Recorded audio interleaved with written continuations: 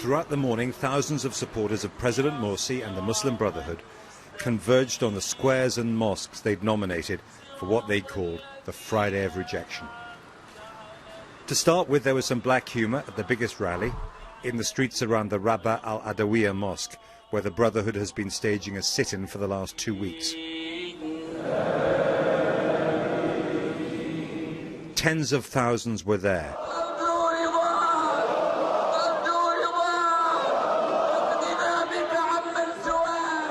The prayers were long and impassioned, calling for God to help them through their ordeal. These are deeply religious people. Over generations since it was founded in 1928, the Muslim Brotherhood has built loyalty by providing the closest the poor of Egypt have had to a welfare state: medical care, legal help, and religious guidance.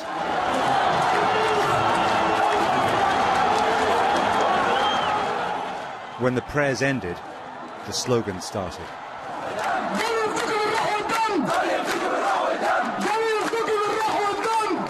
They believe that by removing a president a year after he won an election that was hailed around the world, the Egyptian Army Command has stolen their newborn democracy. Where's my vote? Where's my vote? I do that vote in the box. Where?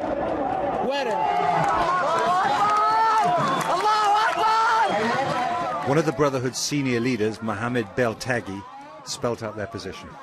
It is a coup against ballot boxes. It is a coup against people's will. Millions will stay in the square of the revolution to stop the coup and bring back the elected president.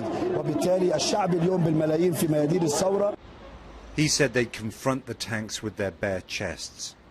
Across Cairo and in other major cities, the army deployed to be ready for the marches the Muslim Brotherhood had promised.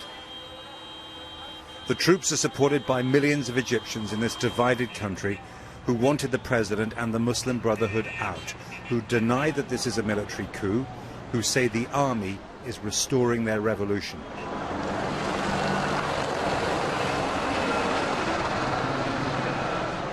Perhaps 2,000 supporters of President Morsi marched to a military compound, the Officers' Club of the Presidential Guard.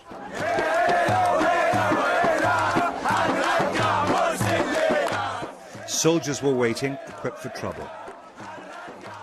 Many in the crowd believe that this is where the army is holding President Morsi. An officer warned them not to cross the road in front of the base. He told them they were free to demonstrate if they did not. But the crowd got bigger and more angry. Marshals from the Muslim Brotherhood couldn't hold them back.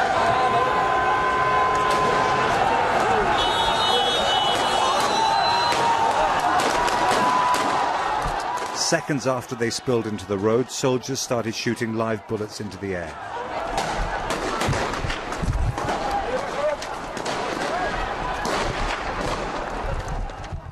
Less than a minute later, I saw army gun barrels lowered and firing into the crowd.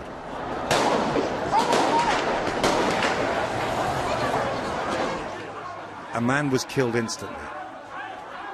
Other protesters tried first aid to save a wounded man.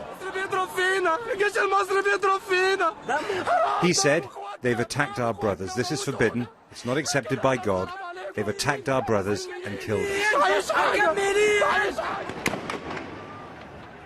The army fired tear gas and shotguns into the crowd.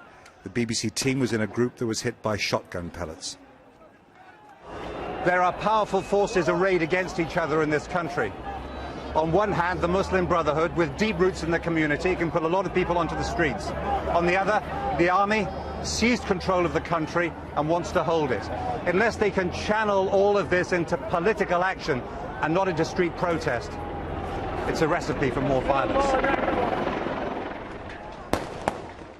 The violence continued after dark. Running battles spread to one of the bridges over the Nile in Cairo that lead to Tahrir Square, the centre of protests against President Morsi.